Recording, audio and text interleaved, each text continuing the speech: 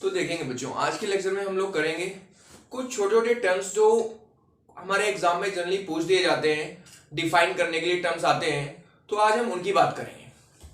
तो देखते हैं, सबसे पहला जो टर्म्स होगा वो आइसोटोप्स होगा। आइसोटोप्स, आइसोबार्स, फिर इनकी प्रॉपर्टीज देखेंगे और विद एग्जाम्पल हम चीजों को समझने की कोशिश करेंगे। आप अगर एक एक पॉइंट को नोट डाउन करेंगे तो और क्लियरिटी होगी और आपको चीजें और ज्यादा अच्छे से समझ में आएंगी। तो देखते हैं, सबसे पहला टर्म्स हम लेंगे आइसोटोप्स। चलिए समझते हैं आइसोटोप्स। आइसोटोप्स क्या होते हैं, इनकी बात करते हैं।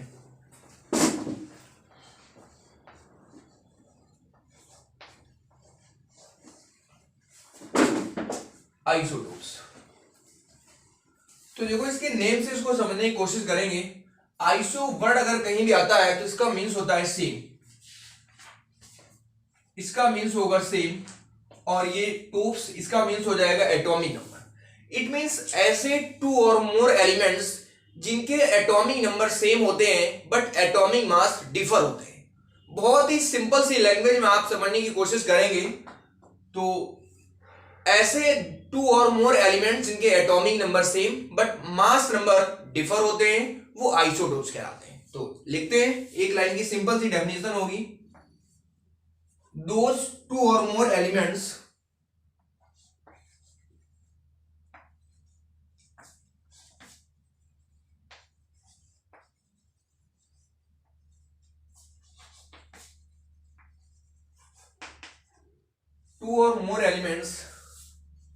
having same atomic number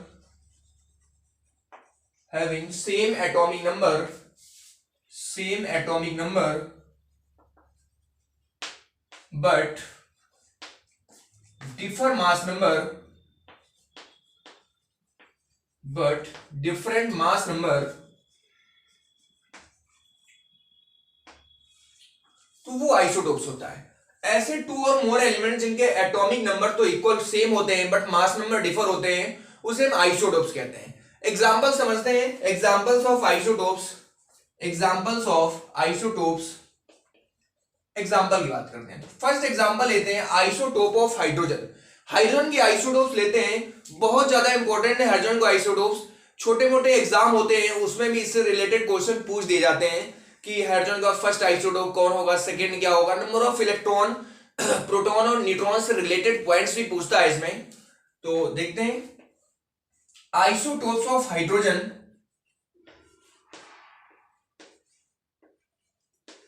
isotopes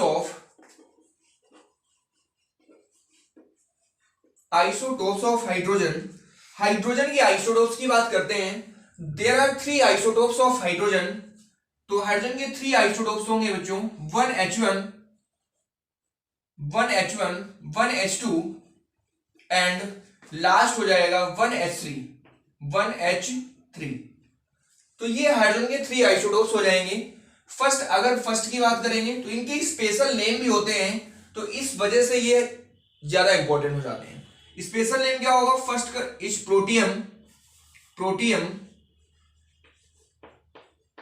protium, second is deuterium,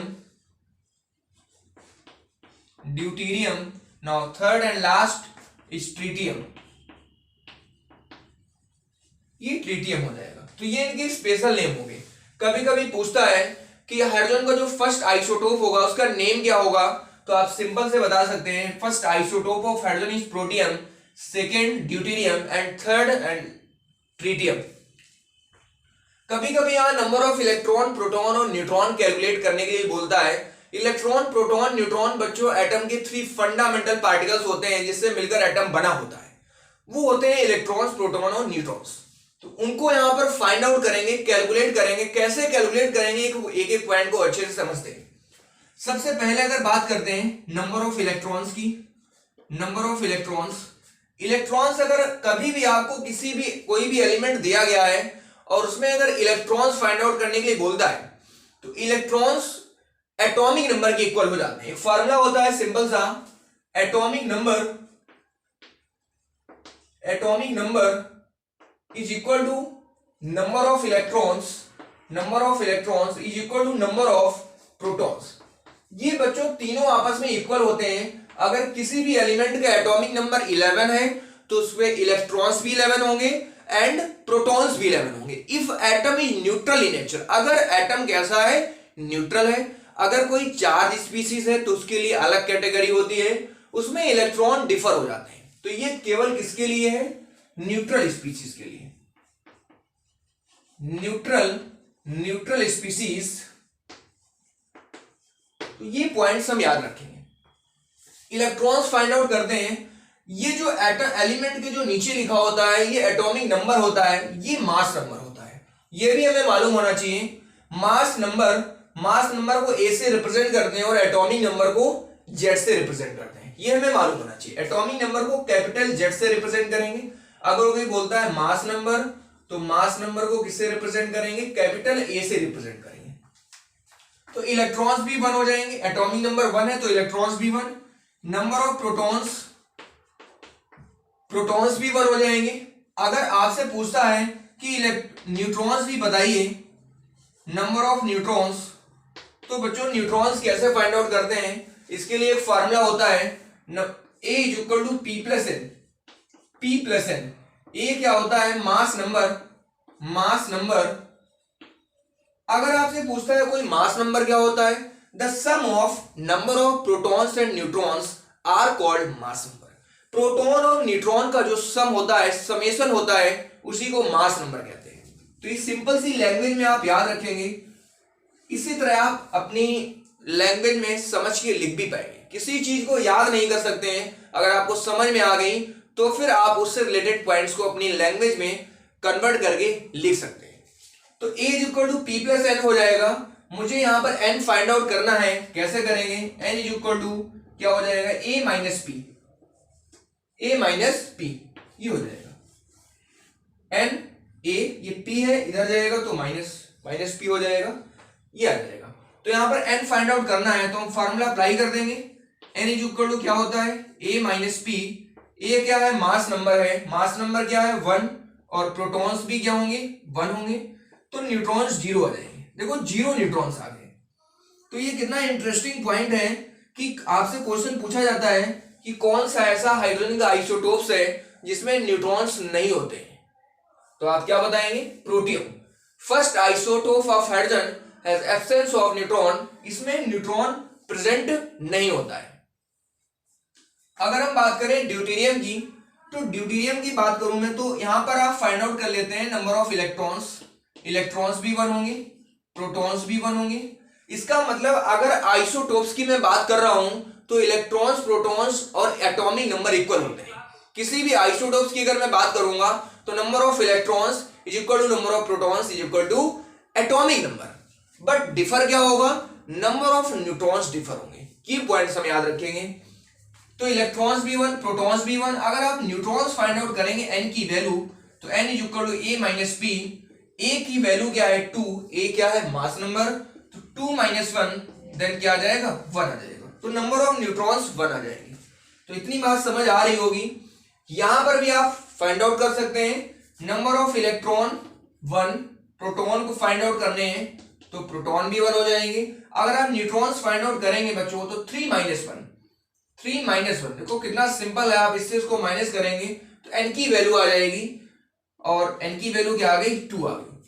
तो इस तरह डिफर क्या हो रहे हैं, केवल न्यूट्रॉन्स डिफर हो रहे हैं, इलेक्ट्रॉन्स, प्रोटॉन्स और तो सभी में इक्वल है, और एटॉमिक नंबर भी इक्वल है। वही हमारे क्या होते हैं, उसी को हम क्या कहते हैं, आइसोटोप्स कहते हैं। तो इतना क्लियर हो गया होगा। अब देखो अगर मैं बात करूं 1s3, तो 1s3 एक रेडियो एक्टिव आइसोटोप्स भी होता है, ये भी हम लिख सकते हैं। ये एक रेडियो एक्टिव आइसोटोप्स है, रेडियो एक्टिव आइसोटोप्स। तो आपसे अगर पूछा जाता है कि हाइड्रोजन का रेडियो एक्टिव आइसोटोप्स कौन होगा, तो आप बताएंगे 1s3। 1s3 is a radio active isotope of hydrogen. Radio active क्या होते हैं, एक्चुअली कुछ एलिमेंट ऐसे होते हैं जिनका एटॉमिक मास हैवीएस्ट होता है। हैवी एटॉमिक मास होने की वजह से वो कुछ रेस डिके करते हैं, अल्फा, बीटा और गामा टाइप की रेस डिके करते रहते हैं। ये अल्फा, बीटा, गामा क्या, ये फास्ट मूविंग पार्टिकल्स होते हैं। मैंने आपको स्टार्टिंग में अल्फा पार्टिकल्स क्या होता है, तो ये क्या होते हैं, फास्ट मूविंग पार्टिकल्स होते हैं। तो ऐसी रेज जो होती हैं वो रेडियो एक्टिव रेज कहलाती हैं और इसके नेचर को रेडियो एक्टिविटी कहते हैं। कैसे हम बता पाएंगे कि रेडियो एक्टिव नेचर शो करेगा, तो मेनली क्या होता है, जो लास्ट एलिमेंट होता है किसी भी ग्रुप का वो क्या होता है, रेडियो एक्टिव एलिमेंट होता है। इसकी हाफ लाइफ बहुत ही कम होती है, इसलिए इसे रेडियो एक्टिव एलिमेंट भी कहते हैं, मतलब ये नेचर में पाया ही नहीं जाता है। तो सबसे ज्यादा एग्जिस्टेंस किसका होता है, अगर आपसे पूछेगा तो आप बता पाएंगे, सबसे ज्यादा एग्जिस्टेंस होगा 1s2 का। 99% ये नेचर में 99% एग्जिस्ट करता है और हमें मालूम भी है कि हाइड्रोजन का एटॉमिक नंबर भी 1 होता है और मास नंबर भी 1 होता है। मतलब हाइड्रोजन पूरी पीरियोडिक टेबल में जितने एलिमेंट डिस्कवर हुए 118, उसमें हाइड्रोजन एक ऐसा एलिमेंट है जिसका मास नंबर और एटॉमिक नंबर दोनों इक्वल होते हैं। So number of neutrons in 1h1 is equal to 0, 1 - 1, इसीलिए न्यूट्रॉन्स क्या होते हैं, 0 होते हैं। तो ये कुछ इंटरेस्टिंग पॉइंट है इससे रिलेटेड, ये हमें याद रखने हैं। और अगर बात करें कुछ अदर एग्जांपल की, तो अदर एग्जांपल भी ले लेते हैं और उसको भी समझते हैं। आइसोटोप ऑफ क्लोरीन की बात करते हैं, नेक्स्ट समझते हैं आइसोटोप्स ऑफ क्लोरीन। क्लोरीन के अगर हम आइसोटोप्स की बात करें, आइसोटोप्स ऑफ Cl, क्लोरीन का सिंबल होता है बच्चों Cl, Cl सिंबल होता है। क्लोरीन के 2 आइसोटोप्स होते हैं 35 और 37, ठीक है। 35 और 37 is the mass number of chlorine. तो CCl, Cl 17Cl 35 and 17Cl 37, ये हाइड्रोजन के 2 आइसोटोप्स हो जाएंगे। बात समझ आ रही, आइसोटोप्स जिनके एटॉमिक नंबर इक्वल, दोनों के एटॉमिक नंबर इक्वल है, आपको मालूम है। अब जिनके एटॉमिक नंबर इक्वल होते हैं इनकी केमिकल प्रॉपर्टीज भी इक्वल होती है, लेकिन फिजिकल प्रॉपर्टीज क्या होती है, डिफर होती है। ये भी हमें याद रखना है, क्योंकि एटॉमिक नंबर सेम है, एटॉमिक नंबर से हम आइडेंटिफाई कर पाएंगे कि ये कहां से एलिमेंट, इनकी प्रॉपर्टी क्या है, कहां से ये बिलोंग कर रहे हैं। लेकिन अगर मास नंबर डिफर है तो मास नंबर, कलर, टेक्सचर, ये सब फिजिकल प्रॉपर्टी की कैटेगरी में आ जाती है। तो इतना क्लियर हो गया होगा। मतलब आइसोटोप जिनकी फिजिकल प्रॉपर्टी डिफर होती हैं और केमिकल प्रॉपर्टी सेम होती हैं, वो आइसोटोप्स होते हैं। इसमें भी फाइंड आउट करते हैं नंबर ऑफ इलेक्ट्रॉन, प्रोटॉन और न्यूट्रॉन। देखते हैं इलेक्ट्रॉन्स। अगर आप इलेक्ट्रॉन फाइंड आउट करेंगे तो आप आसानी से बता सकते हैं जो किसी भी एलिमेंट का जो एटॉमिक नंबर होता है वही उसमें इलेक्ट्रॉन्स होते हैं। तो इलेक्ट्रॉन्स कितने होंगे, 17। अगर प्रोटॉन्स आपसे पूछता है तो प्रोटॉन्स भी 17 हो जाएंगे, क्योंकि एटम, ये जो एलिमेंट है वो न्यूट्रल इन नेचर है, कोई भी चार्ज उस पर प्रेजेंट नहीं है, तो 17 आ जाएगा। अगर आपसे न्यूट्रॉन्स पूछता है तो न्यूट्रॉन्स को फाइंड आउट करने के लिए mass number minus number of protons, तो क्या आ जाएगा, आप फार्मूला अप्लाई करते हैं A - P। A की वैल्यू क्या है 35, ये वैल्यू यही तो A की है, माइनस प्रोटॉन्स क्या है 17, it means number of neutrons कितने हो जाएंगे, 18 हो जाएंगे। सेकंड देखते हैं 37 दिया गया है, सेम इसी तरीके से फाइंड आउट कर लेंगे। आपको एक टाइप उसका समझ में आ गया, प्रैक्टिस करेंगे तो अदर क्वेश्चन भी इसी तरीके से सॉल्व कर सकते हैं, ठीक है। देखते हैं इसमें भी इलेक्ट्रॉन्स क्या हो जाएंगे 17, प्रोटॉन्स अगर फाइंड आउट करेंगे तो 17 हो जाएंगे, बट अगर न्यूट्रॉन्स फाइंड आउट करेंगे बच्चों तो फार्मूला अप्लाई कर देंगे A - P। A की वैल्यू क्या है 37, तो पुट कर देंगे 37 - 17, इट मींस क्या आ जाएगा 20। तो देख रहे हैं आपने अगर आइसोटोप्स के एग्जाम्पल को समझ रहे हैं, एग्जाम्पल को समझते हुए आपको ये मालूम चला कि इलेक्ट्रॉन्स, प्रोटॉन्स और एटॉमिक नंबर इक्वल होता है in case of isotopes, but differ क्या होता है, नंबर ऑफ न्यूट्रॉन्स डिफर होता है। तो ये आपको समझ आ गया होगा इसके एग्जाम्पल। मैं एक बार फिर इसको बता देता हूं। सबसे पहले बात करते हैं आइसोटोप्स की। आइसोटोप्स क्या होते हैं, अब इसके बाद कार्बन की भी आइसोटोप्स होते हैं, C6, 12, 13 और 14। मैं लिख देता हूं, आप इसके बारे में electron, proton, neutron find out कर लेंगे। देखते हैं C6, 14, 12, C6, 13 एंड C6, 14, ये कार्बन के 3 आइसोटोप्स होते हैं, बट इनके कोई स्पेशल नेम नहीं होते हैं, इसलिए इतने ज्यादा इंपॉर्टेंट नहीं होते हैं। फिर भी हम इसमें electron, proton, neutron find out कर सकते हैं। देखते हैं, मैं एक बार और रिकॉल करवा देता हूं। आइसोटोप्स क्या होते हैं, ऐसे 2 और मोर एलिमेंट्स जिनके एटॉमिक नंबर क्या होते हैं, सेम होते हैं, बट मास नंबर डिफर होते हैं। क्लियर हो गया। तो हम सिंपल लैंग्वेज में कह सकते हैं same atomic number but differ mass number are called isotopes. Isotopes of hydrogen, there are 3 isotopes of hydrogen, protium, deuterium and tritium. 1h1, 1h2 and 1h3 ये isotopes होते हैं. इलेक्ट्रॉन, प्रोटॉन, न्यूट्रॉन भी find out कर लेंगे. इसके लिए formula आपको याद रखना है जो कि बहुत ज्यादा इंपॉर्टेंट है. A is equal to P plus N, P protons and neutrons and A mass number of element. तो A is equal to P plus N, N आप फाइंड आउट करेंगे तो N is equal to क्या आ जाएगा, A minus P. ठीक है, तो यही फार्मूला आपको यहाँ अप्लाई करना है. इलेक्ट्रॉन्स तो वैसे भी इक्वल होंगे, हमने बताया हुआ है. Atomic number is equal to number of electrons is equal to number of protons. It means electron 1 होंगे तो प्रोटॉन्स भी 1 होंगे, क्योंकि एटम न्यूट्रल इन नेचर है. न्यूट्रॉन्स को फाइंड आउट करने के लिए A माइनस पी कर देंगे. इसी तरह सेम यहां पर भी किया. थर्ड वाले में आपको याद रखना है कि थर्ड जो आइसोटोप होता है, आपसे पूछेगा which isotope of hydrogen has radioactive in nature, तो आप बता देंगे third isotope of hydrogen is radioactive in nature. ये रेडियो एक्टिव नेचर होता है 1s3. तो इस तरह से ये हमें याद रखना है. और क्लोरीन के आइसोटोप्स भी बता दिए. नेक्स्ट लेक्चर में हम बात करेंगे isobars, iso electronic, iso neutronic. बहुत ही इंपॉर्टेंट छोटे छोटे टर्म्स हैं, डायरेक्ट पूछा जाता है कि डिफाइन द टर्म्स. इस तरह से क्वेश्चन आता है. आज के लेक्चर में इतना ही रखते हैं. हम लोग मिलेंगे नेक्स्ट लेक्चर पे. तो इस वीडियो को भी आप लोग शेयर करें और आपको जो भी पॉइंट समझ में ना आए वीडियो को पॉज करके आप दोबारा देख सकते हैं. Thank you.